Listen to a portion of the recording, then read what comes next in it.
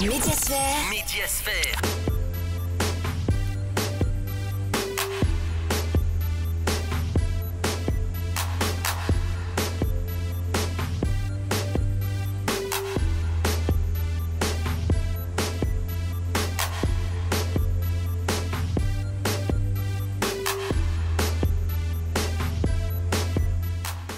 Bonsoir à toutes, bonsoir à tous, merci de nous préférer. Bienvenue sur le plateau de votre émission Médiasphère, l'émission des médias.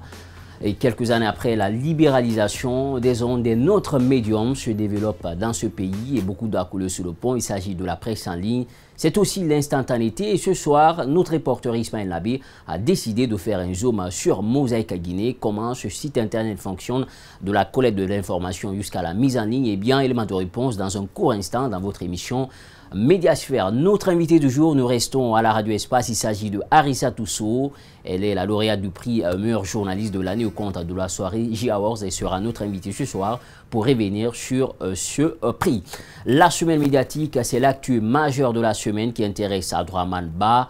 Comment surtout l'actualité bouge dans le pays. Sur le plan politique, nous parlons surtout de ce rôle nocif entre guillemets des guides religieux, notamment de nos autorités morales dans ce pays qu'on appelle familièrement les Kuntigi ici dans le pays. Et bien on va revenir sur leur rôle dans l'aspect social du pays. Également nous parlerons de la démission de Sidia Touré. Jusque-là il était le haut représentant du chef de l'État, Professeur Alpha Condé, va revenir sur les raisons de cette démission au compte de la semaine médiatique.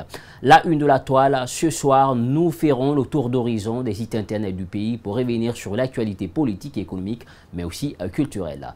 Pour une fois encore, bonsoir, si c'est maintenant, vous nous rejoignez, bienvenue dans votre émission Médiasphère, l'émission des médias, direction Mosaïque Guinée, un zoom sur ce site, c'est un élément signé Ismaël Nabé Yacouba Traoré. Regardez.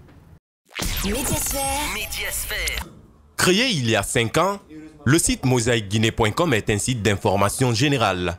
Pour son initiateur principal, en matière de médias, la quantité importe peu. Seule la qualité du contenu peut intéresser les abonnés. Mosaïque Guinée est né en août 2013, donc ça fait 5 ans que ce média en ligne existe.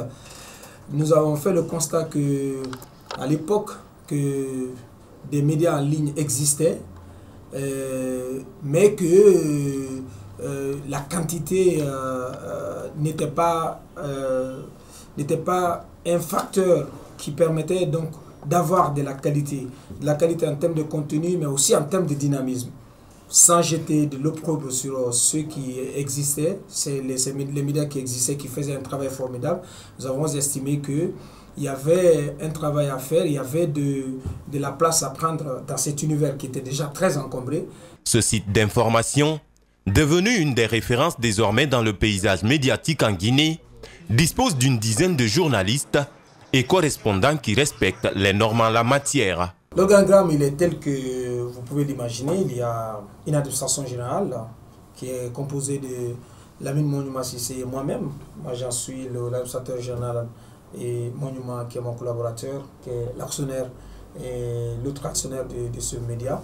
Donc il y a l'administrateur général adjoint, il y a un directeur de publication qui donc est responsable du contenu, il y a une rédaction donc qui relève directement de lui, le service commercial qui aussi donc se bat tous les jours pour nous apporter quelques marchés, ce n'est pas très évident. Et il y a les correspondants. En 2017, Mosaïque Guinée a été gratifié d'une distinction par l'ONG COP Guinée. Pour Aboubacar Diallo, c'est le résultat de dur labeur d'une équipe engagée. Moi, ce prix, à ma foi, ce prix est venu récompenser des efforts que toute l'équipe a menés sur le terrain depuis déjà 4 ans. Nous avons pris ce prix avec beaucoup de joie, parce que nous avons estimé que c'était une façon pour une structure comme COP Guinée à l'époque, qui était la toute première structure, de notre point de vue, à reconnaître ce que nous faisions. Face à la rareté des moyens financiers, alors que les médias en ligne s'accroissent, Aboubacar Diallo mise sur la crédibilité et la fiabilité des contenus, mais aussi sur son carnet d'adresses qui doivent, selon lui, guider tout patron de médias. Vous venez dans un environnement que vous ne maîtrisez pas, vous voyez certains médias qui qui essaient tant bien que mal de tirer leur épingle du jeu, vous avez le sentiment que vous pouvez faire comme eux ou que vous pouvez vous en sortir comme eux. Ce n'est pas très évident. Important, ou l'un des plus importants, c'est aussi le relationnel des premiers responsables. C'est un peu la carte diplomatique des premiers dirigeants du média. Cette carte diplomatique, elle est très importante. Si vous ne l'avez pas, vous venez je fais référence au carnet d'adresse, mais aussi à tout ce qu'on peut, on peut appeler l'image de marque, la réputation des premiers dirigeants. Ça compte beaucoup. Mosaïque Guinée, c'est aussi ces journalistes reporters qui foncent chaque matin à la recherche des informations à Conakry. Et cela après la conférence de rédaction qui se tient chaque matin. Médiasphère. Ah, vous l'avez compris, c'était un élément signé Ismaël Nabi, Yacouba Traoré. On s'est intéressé à la presse en ligne, en l'occurrence à Mosaïque Guinée. L'instantanéité à tous les temps, c'est aussi le credo de ces sites internet qui sont aujourd'hui en train de rivaliser la bande FM, mais également les télévisions. Déjà avec nous sur ce plateau, notre lauréate du prix meilleur journaliste de l'année 2018 au compte DG Awards. C'est une soirée inoubliable. Il s'agit de Arissatou Sow. Avec nous, Arissatou, bonsoir. Bonsoir Diba. Bienvenue. Merci. Alors, surtout, on a ce prix-là. C'est très beau. Alors, Arissatou Sow, comment vous vous sentez depuis quelques jours? Très bien. J'ai l'impression que je suis devenue célèbre en Guinée. Oui, avec les appels. Beaucoup d'appels, beaucoup d'invitations sur Internet. Oui. Des gens qui me félicitent d'un peu partout, des parents. Oui. Mon village, des gens qui disent on est fiers de toi, Diaguissa est fier de toi. Au-delà, c'est des collègues, des amis. Et ça fait du bien. Voilà, ça fait du bien, surtout moralement. Alors, avant de parler de ce prix, retour en arrière. Les J Awards, c'est la 2e édition. Ils sont en train de faire du chemin et vous êtes cette lauréate. Alors, dites-nous concrètement, comment cette mise en relation est arrivée? Comment vous êtes retrouvée dans cette compétition? Il n'y a pas eu de mise en relation. J'étais là, ce jour-là, à la rédaction et c'est le réceptionniste qui vient me donner une lettre. Et j'ai ouvert l'enveloppe et la lettre disait que j'ai été présélectionnée par l'équipe de J Awards, mais suite à des entretiens qui ont été menés auprès des professionnels du secteur. Donc, j'ai lu et j'ai demandé un peu des conseils, notamment à vous, à MAF et tout, comment ça se passe, avant de fournir des documents, parce qu'on me demandait de fournir des documents, notamment le CV, le passeport, faire une description du parcours. C'est ce qui allait être examiné pour la nomination. Donc, on était encore à l'étape de présélection. Donc, ensuite, j'ai envoyé les documents et c'est suite à cela que 5 personnes ont été nominés dans ma catégorie, tout comme dans les 9 autres catégories. Voilà. Alors, vous êtes lauréate du prix journaliste, jeune journaliste de l'année. Vous avez eu ce prix. Est-ce qu'on peut mettre cela sur le compte du travail abattu depuis quelques années, puisqu'il faut rappeler, depuis 2012, vous êtes au groupe Adafo Média à travers le concours Espace Talent. Évidemment, depuis fin 2012, nous sommes arrivés ensemble ici à Espace Djiba et j'ai été pendant 3 ans reporter active sur le terrain, et notamment sur des faits de société, il faut le dire. Et ensuite, j'ai été nommée au poste de secrétaire de rédaction. Et à travers ce poste, je participe à la production du journal à la radio. C'est vrai que ces derniers temps, je ne suis plus très présente sur le terrain. Il y a des personnes même qui me demandent « mais on ne t'entend pas et tout », mais c'est un travail qu'on est en train de faire dans l'ombre. Et c'est vrai que c'est un travail qui n'est pas facile. Corriger des papiers, parfois c'est difficile, mais ça fait partie du travail et il faut l'accepter. Donc c'est un travail que je fais depuis 2016 à ce poste. Donc, et au-delà de ça, il y a une émission de santé depuis mars 2017, depuis septembre 2017. Et c'est une émission qui me tient à cœur. Et parce qu'à travers cette émission, vous devenez une spécialiste des questions de santé. Je tends vers cette spécialisation pour le moment. Je ne le suis pas, mais je tends vers cela. Et d'ailleurs, je compte faire des formations dans ce sens pour pouvoir me spécialiser. Alors, au-delà de cette émission santé, vous êtes secrétaire à la rédaction. Alors, il faut rappeler que son rôle, c'est cette mise en forme du point de vue contenu, les fautes syntaxiques, la grammaire mère et tout, c'est une femme, mais elle a une tête, Arissa Tousso. Alors, au-delà de ça, on vous a aussi découvert à travers l'émission au fil de la semaine. Il y a encore des années. Au fil de la semaine que j'ai animé pendant une année, une émission politique, c'est vrai que c'est pas... généralement, dans les rédactions, les femmes n'animent pas des émissions politiques et tout. Et à l'époque, c'est le PDG, Lamine Guirassi, qui avait suggéré. Et d'ailleurs, ça a été votre consécration, cette émission. Voilà, pour animer cette émission. Et le rédacteur en chef m'a fait part de la décision. C'était Ahmed Kamara à l'époque. Et j'ai animé l'émission pendant une année. Et après, Moussa Yoro a repris l'émission et bien d'autres animateurs. Et au-delà de ça, il y a les grandes gueules féminines à l'occasion des fêtes de 8 mars. Et il y a aussi Espace Expression pendant les vacances. Et donc, beaucoup des émissions politiques, mais également liées à la santé et pas l'animation. Voilà, et surtout, on peut dire, à vous écouter, peut-être on peut dire, entre guillemets, vous venez de loin, vous avez cité ces émissions, on a comme l'impression c'est tout cela qui a concouru aujourd'hui à l'obtention de ce prix-là. Oui, il faut le dire ainsi, parce que généralement, il y a des gens qui sont plus visibles, notamment plus visibles sur les réseaux sociaux, des gens Mais vous êtes connu surtout pour le fait que Arissa Tousso, c'est une journaliste qui souvent s'est éloignée des projecteurs, mais qui fait un bon travail et qui touche les gens. Justement, c'est ce qui touche d'ailleurs l'esprit des gens aujourd'hui. Oui, justement, parce que c'est pourquoi j'ai...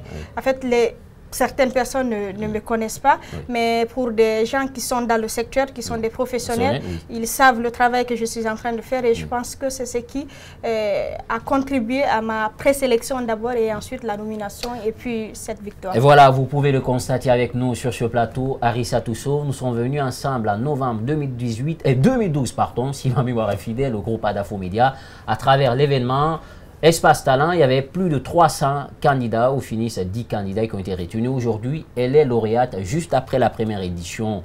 Le lauréat de la première édition, eh bien c'était moi, Djiba Milimono, une façon de dire que cette génération est en train de faire bouger les lignes. Alors Arissa Tousso, au-delà de ça, vous avez ce prix, c'est un stimulus, vous dites alors il faut repousser encore ses limites et aller plus loin. Oui, aller plus loin. C'est un défi et se dire alors justement, il faut se maintenir, il faut parce qu'on a cette confiance de son pays. Justement, Arissa Tousso d'hier ne peut plus être Arissa Tousso d'aujourd'hui. N'est pas Arissa Tousso d'aujourd'hui et ne sera pas la Arissa de demain. Donc ça veut dire que je dois travailler encore plus parce qu'il y a des gens qui m'observent et aller au-delà, pourquoi pas avoir des projets personnels, des projets d'études, comme je l'ai dit tantôt, et autre chose pour pouvoir aller de l'avant parce que nous sommes... C'est vrai que nous sommes des femmes, il y a un mari et tout derrière, mais nous avons besoin de nous épanouir aussi. On a une famille et tout. Et je pense que c'est ce que devrait faire toute femme.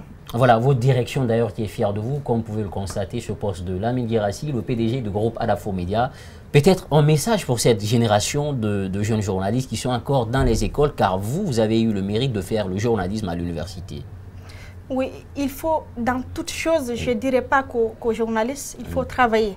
Il faut vraiment prendre tout son temps pour étudier. Quand vous êtes à l'école, n'accompagnez pas vos amis. Allez pour apprendre et ça va vous servir tôt ou tard. Quand vous êtes bon, forcément, c'est d'abord, ça commence à l'université. Quand je prends mon cas, par exemple, avant même la remise de diplôme, j'avais un stage. Mon chef de département m'a envoyé à la télévision nationale, Mohamed Lamine Solano, qui est journaliste au sein de ce média, qui m'a envoyé faire un stage de 3 mois. Donc c'est de la RTG que je suis venue à Espace. Et il faut rappeler, vous avez été la première, si ma mémoire est bonne, vous avez été major de votre promotion. Évidemment. Voilà, donc ce n'est pas fortuit, Arissa Tousso, c'est une tête pensante.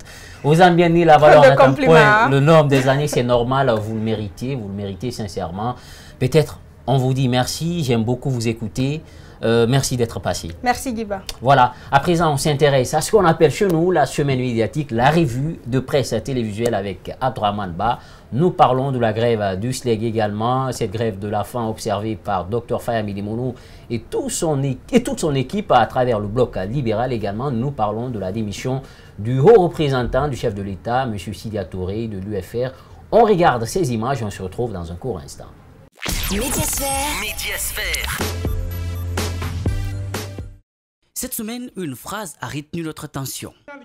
Désormais, aucun étranger n'obtiendra plus de 4 à 5 parcelles Et voilà, c'est le Kuntigi de la Basse-Côte qui interdit aux étrangers d'acheter plus de 5 parcelles dans la région, sinon... Je te le retire.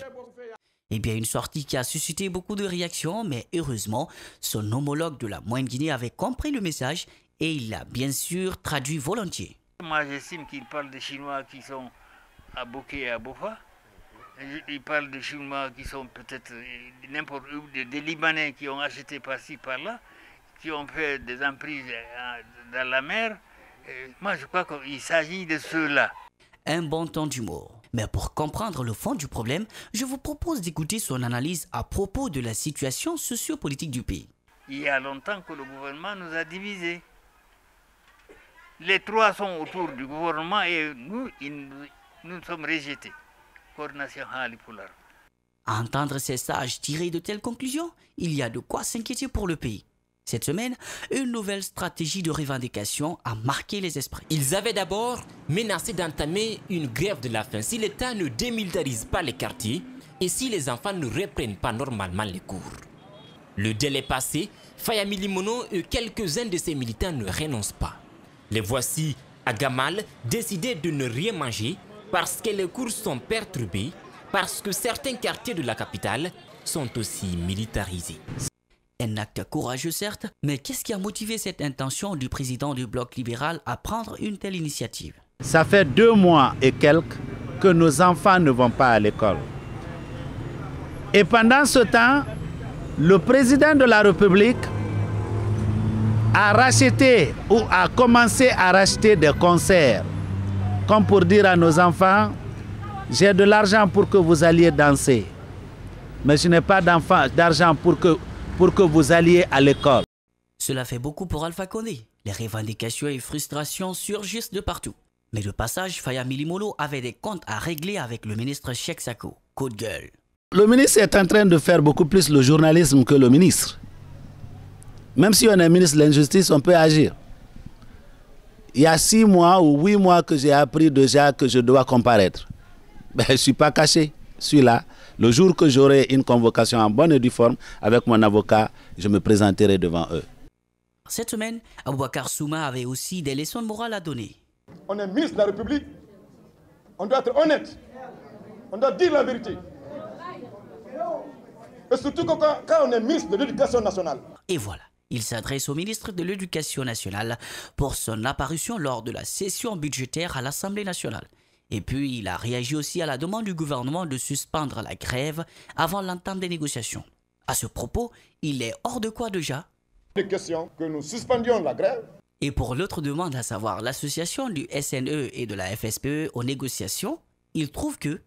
C'est un manque de volonté de la part du gouvernement à négocier avec nous, mais nous leur prouverons que c'est nous qui sommes sur le terrain.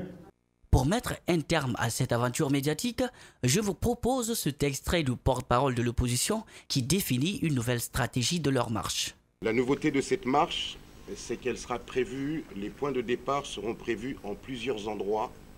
Et il y aura à plusieurs endroits de la capitale des leaders de l'opposition qui accompagneront ces marches-là, dont le point de ralliement final sera l'esplanade du Palais du Peuple. Médiasphère. Nous revenons sur ce plateau, compte de votre émission Médiasphère, c'est la fin. Au niveau de la caméra, il y avait Abdoulaye Kamara, Yacouba Traoré également. On n'oublie pas la régie Mafata Sano, la Sidibé. Portez-vous bien où que vous soyez, surtout restez avec Espace TV car le meilleur reste à venir. Au revoir. Médiasphère.